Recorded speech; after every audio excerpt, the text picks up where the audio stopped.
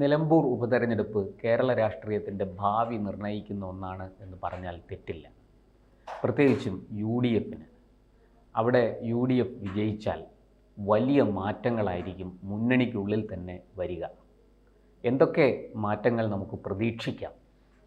കാരണം ഇപ്പോൾ പിണറായി സർക്കാരിൻ്റെ കാലത്ത് പല ഉപതെരഞ്ഞെടുപ്പുകളും ഉണ്ടായിട്ടുണ്ട്. പക്ഷേ ഒരു സീറ്റ് പോലും പിണറായിയുടെ ആ തുടക്കത്തിൽ ജയിച്ചു വന്ന പിണറായി സർക്കാരിൽ നിന്ന് പിടിച്ചെടുക്കാൻ UDFന് കഴിഞ്ഞിട്ടില്ല. അതിൻ്റെ ആദ്യ അവസരമാണ് നിലമ്പൂരിൽ കൈവന്നിരിക്കുന്നത്. അത് പിടിച്ചെടുത്താൽ അവർക്ക് പറയാൻ കഴിയും വലിയ രീതിയിൽ ഭരണവിരുദ്ധ വികാരം ഉണ്ടെന്ന രീതിയിൽ. കാരണം ചേലക്കര വന്നപ്പോൾ അവിടെ വോട്ട് കുറഞ്ഞെങ്കിൽ അവർക്ക് വിജയിക്കാൻ കഴിഞ്ഞു. ആത്യന്തികമായി പാർലമെന്റിലെ രാഷ്ട്രീയത്തിൽ ഒരു വോട്ടായാലും വിജയമാണ് ഏറ്റവും പ്രധാനപ്പെട്ട കാര്യം. അതുപോലെ തന്നെയാണ് ചേലക്കരയിൽ അവർക്ക് വിജയിക്കാൻ കഴിഞ്ഞിട്ടില്ല. UDFന് പ്രതിപക്ഷത്തിന് കേരളത്തിൽ ഭരണവിരുദ്ധ വികാരമുണ്ടെന്ന് തെളിയിക്കണമെങ്കിൽ ആ ഒരു വിജയം അനിവാര്യമായിരുന്നു. പക്ഷെ അതിന് സാധിച്ചില്ല. ഇപ്പോൾ നിലമ്പൂരിൽ അതിന് സാധിക്കുമെന്നാണ് UDFന്റെ പ്രതീക്ഷ. അതിന് പിന്നാലെയാണ് ഇപ്പോൾ UDFന്റെ വിപുലീകരണം ഉണ്ടാകുമെന്ന രീതിയിലുള്ള ചർച്ച ഉണ്ടാകുന്നത്. അതിൻ്റെ തുടക്കം എങ്ങനെയായിരിക്കും? അങ്ങനെ നിലമ്പൂരിൽ വിജയിക്കുകയാണെങ്കിൽ തദ്ദേശ സ്വയംഭരണ സ്ഥാപനങ്ങൾക്ക് തെരഞ്ഞെടുപ്പിന് മുൻപ് തന്നെ കേരള കോൺഗ്രസ് അടക്കമുള്ള പാർട്ടികളെ തങ്ങളുടെ പാളയത്തിൽ എത്തിച്ച്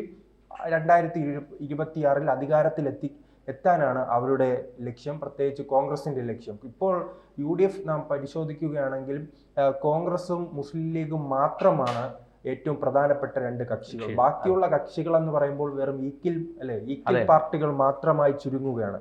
അങ്ങനെ നോക്കുമ്പോഴാണ് അവിടെ കേരള കോൺഗ്രസ് എമ്മിന്റെ ആവശ്യം. കേരള കോൺഗ്രസുകൾ ഒരു ഭാഗം ഇപ്പുറത്ത് നിൽപ്പുണ്ട്, ജോസഫിന്റെ നേതൃത്വത്തിലുള്ള. പക്ഷെ അവർക്കൊന്നും അവരുടെ MLA-മാരെ കണക്ക് വളരെ ചെറുതാണ്. പല മണ്ഡലങ്ങളിലും അവർക്ക് വേണമെങ്കിൽ മത്സരിക്കാം, പക്ഷെ വിജയിക്കാൻ കഴിയാത്തൊരവസ്ഥയുണ്ട്.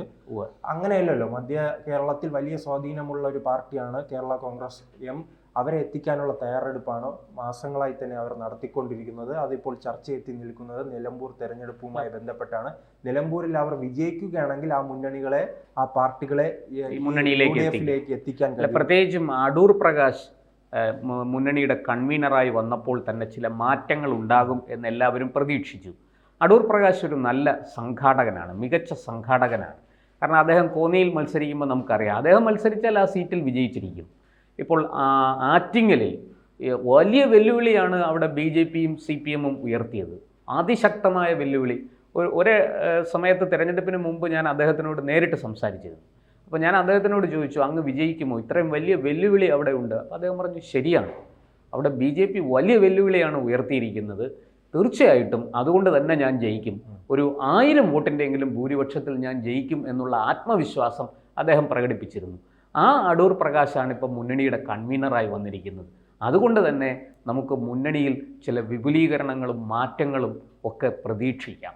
കാരണം അങ്ങനെ മാറ്റമുണ്ടെങ്കിൽ മാത്രമേ പാർട്ടിക്ക് ഇനി നിലനിൽപ്പുള്ളൂ. 2026 കൂടി അധികാരത്തിൽ വരാതിരുന്നാൽ ആ പാർട്ടി പൂർണ്ണമായി തന്നെ തകരുന്ന അവസ്ഥയിലേക്ക് പോകും. ആ സ്പേസിലേക്ക് BJP കടന്നു കയറാനായി കാത്തിരിക്കുകയാണ്. അവർ ആരെയും തലയും മുറുക്കി പ്രവർത്തിക്കുന്ന ഒരു കാഴ്ചയുണ്ട്. പ്രത്യേകിച്ച് അതിന് ഏറ്റവും ഉദാഹരണമായി ചൂണ്ടിക്കാട്ടാൻ കഴിയുന്നത് തിരുവനന്തപുരം, തൃശ്ശൂരാണ്.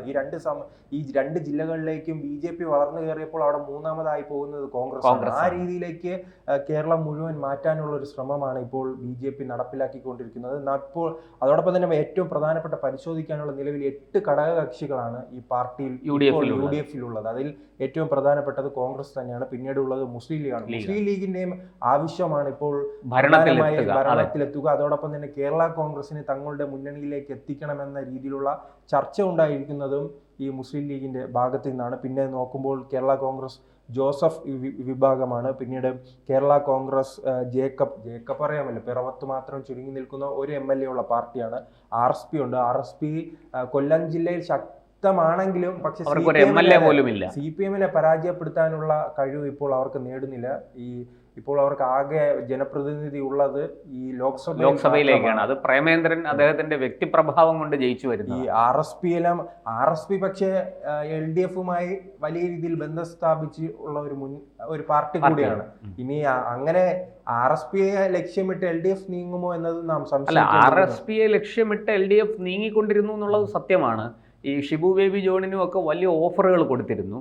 പക്ഷെ എന്തോ അദ്ദേഹം അവരുടെ ആ കുടുക്കിൽ വീണില്ല, ആ കെണിയിൽ വീണില്ല. പിന്നെ ഉള്ളത് നമ്മുടെ കുന്നത്തൂർ MLA ആണ്, RSP Leninist, RSP B Leninist എന്ന് പറയുന്ന കോവൂർ കുഞ്ഞുമോൻ പ്രതിനിധാനം ചെയ്യുന്ന അദ്ദേഹം MLA ആണ്, അത് LDF-ലാണ്. പക്ഷേ എന്നാലും ഈ പറഞ്ഞതുപോലെ ഒരു ശക്തമായ UDF തരംഗം കേരളത്തിൽ ആഞ്ഞടിച്ചാൽ അതുൾപ്പെടെ LDF-ന് നഷ്ടമാകുമെന്ന് തീർച്ചയാണ്. പിന്നെയുള്ളത് CMB ആണ്. CMBക്കും ഇപ്പോൾ വലിയ സ്വാധീനമൊന്നുമില്ല. ഫോർവേഡ് ബ്ലോക്ക് ഉണ്ട്, പിന്നീട് nationalist Kerala Congress Mani C കാപ്പന്റെ പാർട്ടി, അവർക്കൊരു MLA. ഈ വേറൊരു തമാശ, ഈ ഭാഗത്തേക്ക് LDF-ലേക്ക് UDF-ലേക്ക് കേരള കോൺഗ്രസ് വരികയാണെങ്കിൽ, മാണി വിഭാഗം വരികയാണെങ്കിൽ മാണി സി കാപ്പൻ മറുകണ്ഠമായിരിക്കും ഒരു സാധ്യതയുണ്ട്. അല്ല, അതുകൊണ്ട് അത് ഒഴിവാക്കാനാണ് ഈ തിരുവമ്പാടി സീറ്റ് ജോസ് കെ മാണിക്ക് ഓഫർ ചെയ്തിരിക്കുന്നത് മുസ്ലിം ലീഗ്. അത് മുസ്ലിം ലീഗിൻ്റെ സമർത്ഥമായൊരു നീക്കമാണ്. ഒരു MLA പോലും നഷ്ടപ്പെടുത്താതെ ജോസ് കെ മാണിയെ UDF-ലേക്ക് മടക്കിക്കൊണ്ടുവരിക എന്നുള്ളതാണ് ടാസ്ക്. അത് സമർത്ഥമായിട്ട് നിർവഹിക്കാൻ PK കുഞ്ഞാലിക്കുട്ടിയുടെ നേതൃത്വത്തിൽ മുസ്ലിം ലീഗ് ശ്രമിച്ചു എന്നുള്ളത് സത്യമാണ്. അതിൻ്റെ ഫലം എന്താണെന്ന് നമുക്കിപ്പോൾ പറയാൻ കഴിയില്ല. പക്ഷേ നിലമ്പൂരിൽ UDF വിജയിക്കുകയാണെങ്കിൽ ഒരു പക്ഷേ ജോസ് കെ മാണിക്ക് ഒരു മനംമാറ്റം ഉണ്ടാകും എന്ന് തന്നെ പ്രതീക്ഷിക്കാം.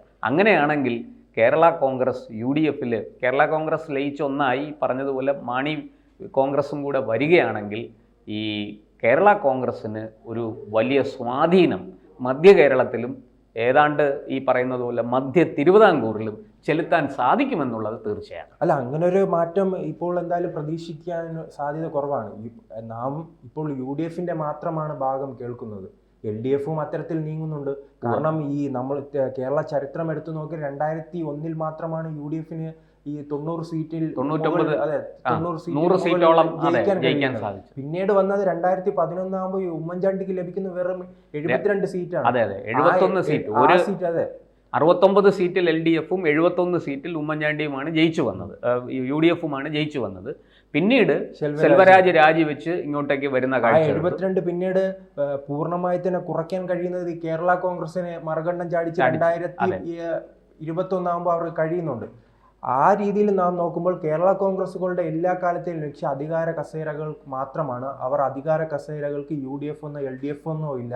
അതുകൊണ്ട് തന്നെ UDF വലിയ രീതിയിൽ സംഘടനാപരമായി മുന്നേറിയില്ലെങ്കിൽ, പ്രത്യേകിച്ച് കേരള കോൺഗ്രസ് മുന്നേറിയില്ലെങ്കിൽ അവർ LDF-നോട് നിന്നിട്ടല്ലേ കാര്യമുള്ളൂ. അല്ലാതെ ഈ ഭരിക്കാനില്ലാത്ത ഈ കോൺഗ്രസിന്റെ കൂടെ കൂടിയിട്ട് അവർക്കൊന്നും ലഭിക്കാനില്ല. അതെല്ലാം അവർ തിരിച്ചറിയുന്നുണ്ട്. പക്ഷേ ഇപ്പോൾ കോൺഗ്രസിന് അവർക്കറിയാം തങ്ങളുടെ പാർട്ടി ഇനി അധികാരത്തിൽ വന്നില്ലെങ്കിൽ കേരളത്തിൽ നിന്ന് തന്നെ പൂർണ്ണമായി ഇല്ലാതാകുമെന്നൊരവസ്ഥയുണ്ട്. പക്ഷെ അതൊന്നും ഇപ്പോൾ അവർ കാര്യമായി എടുക്കുന്നില്ലെന്നാണ് തോന്നുന്നത്. ഇതിനിടയ്ക്ക് തന്നെ ഇപ്പോൾ നിലമ്പൂരുമായി ബന്ധപ്പെട്ട ഒരു വെടിനിർത്തലിൽ അങ്ങനെ നിൽക്കുകയാണ്. എപ്പോഴായാലും ഈ പൊട്ടിത്തെറി ഉണ്ടാകാവുന്ന ഒരു സാധ്യതയുണ്ടല്ലോ. ഈ ഇസ്രയേലുമായി ബന്ധപ്പെട്ടും നമ്മൾ ഇറാനിലെ കാണുന്നത് ഏത് സമയം ഒരു യുദ്ധം പൊട്ടിപ്പുറപ്പെടാം. ആ രീതിയിലാണ് UDF-ന്റെ സംവിധാനം എല്ലാ കാലത്തും പോയിട്ടുള്ളത്. ഇപ്പോൾ നിലമ്പൂരുമായി ബന്ധപ്പെട്ട ഒരു വെടിനിർത്തലിലുണ്ട്. കാരണം എല്ലാവർക്കും മുഖ്യമന്ത്രിയാകണം. ഇനി പുതിയൊരു നേതാവ് കൂടെ വന്നിട്ടുണ്ടല്ലോ, ഈ സണ്ണി ജോസഫ്. ഇനി അദ്ദേഹം കൂടെ പ്രഖ്യാപിച്ചിരുന്നെങ്കിൽ ഇതങ്ങ് പൂർണ്ണമാകുമായിരുന്നു. ഈ മുഖ്യമന്ത്രി സ്ഥാനാർത്ഥിമാരുടെ പേര് അവിടെ തുടങ്ങിയല്ലേ ഈ രമേശ് ചെന്നിത്തല, VD സതീശൻ, വേണുഗോപാൽ, അടൂർ പ്രകാശ്, ശശി തരൂർ അടക്കമുള്ള അവസാന ഘട്ടത്തിൽ KPCC-യുടെ പ്രസിഡന്റ് കസേര മോഹിക്കുന്ന കൊടിക്കുന്നിൽ സുരേഷ് ഉൾപ്പെടെ ആ കസേര ചോദിച്ചു വരാനുള്ള സാധ്യതയുണ്ട്. പക്ഷെ ആ കസേര ചോദിച്ച് നടക്കുമ്പോഴും ഈ MLA ലഭിക്കണമെന്ന ചിന്ത അവർക്ക് ഇപ്പോഴും വന്നിട്ടില്ല. അങ്ങനെ ചില ഈ അടൂർ പ്രകാശുമായി ബന്ധപ്പെട്ട് മുസ്ലിം ലീഗിനെല്ലാം ചെറിയ താല്പര്യമുള്ളതുകൊണ്ടാണ് ഇത്തരത്തിലൊരു ചർച്ചയെങ്കിലും ഇവിടെ ഉയർന്നു വരുന്നത്. കൂടുതൽ വാർത്തകളും വിശേഷങ്ങളും നിങ്ങളിലേക്ക് എത്താൻ ABC മലയാളം സബ്സ്ക്രൈബ് ചെയ്യുക, ബെൽ ബട്ടണും അമർത്തുക.